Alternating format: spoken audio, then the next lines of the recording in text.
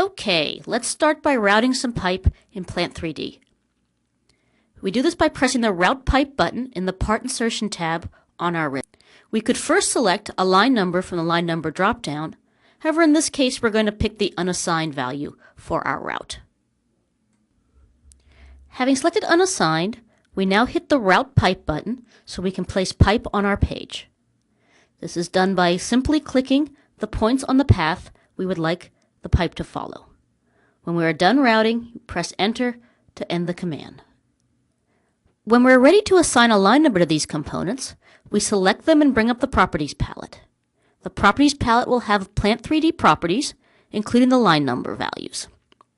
From this drop-down list, we can pick an existing line number or select New to assign a new line number to these components.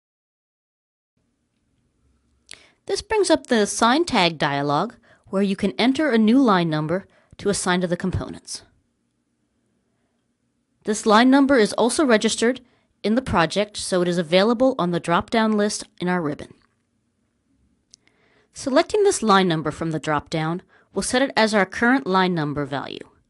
Now any new pipe that is routed will automatically get the new line number value. Another item we can control from the Part Insertion tab on our ribbon is the piping spec. The piping specs control end connection types, flange ratings and facings, default branch types through the branch table, and the valve types allowed in this spec. You choose a spec through the spec dropdown. In this case, we choose SS150 for a stainless steel 150-pound spec. If you want more detail about what is in your spec, you can select Spec Viewer from the ribbon. This will bring up a dialog that shows detail about the different components in the spec. The top part of the dialog is the spec sheet, showing the components in groupings, where the bottom part of the dialog will show more detail of any selected line item. You can see as we select the plug valves, more detail on each available valve is shown at the bottom. Or if we were to select the butterfly valves, more details for these valves would be shown. Selecting a particular valve in the part sizes section of this dialog will allow you to insert that particular part into the model by pressing the Insert in Model button.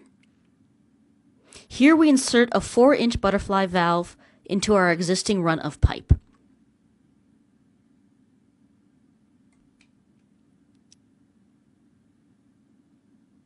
You can also use the Spec Viewer to create a tool palette for all the components in this spec. You simply select the Create Tool Palette button, and this will create a tab in your tool palettes containing all the components in this particular spec.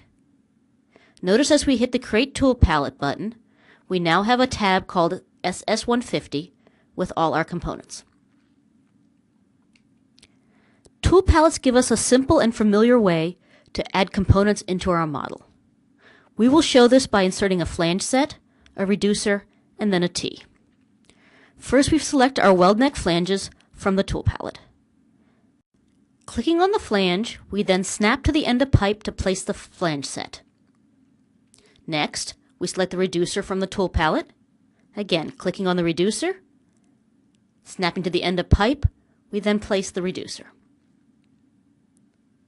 Finally, we will place a T in the middle of an existing run of pipe. We select the T from the tool palette and snap to the pipe to insert the T. We use the compass tool to orient the open branch of the T. From this open branch, we can continue to route by selecting the plus or the continuation grip on this branch.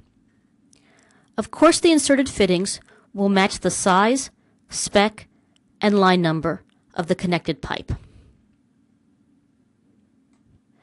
As you can see, routing pipe with AutoCAD Plant 3D is simple, straightforward, and allows you to leverage all your existing AutoCAD skills and AutoCAD tools that are available today.